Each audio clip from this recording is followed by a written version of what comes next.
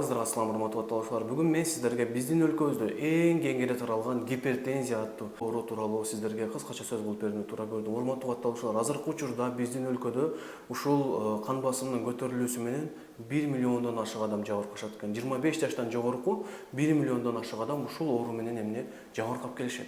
Алардын көпчүлүгү инфаркт, инсульт болуп, инвалид болуп, эмне ишке жарабай, ушул бойдон дүйнө менен кош айтышууда.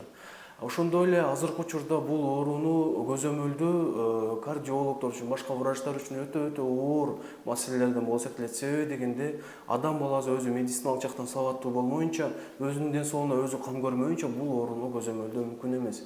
Ошондуктан урматтуу катталуучулар, сиздердин медициналык сабаттуулугуңуздарга дагы да салым кошуп, ушул ооруну көзөмөлдөөдө сиздерге идеалдуу форматта жол көргөзүү үчүн мен кан басымды көзөмөлдөө аттуу автордук курсумду негиздедим.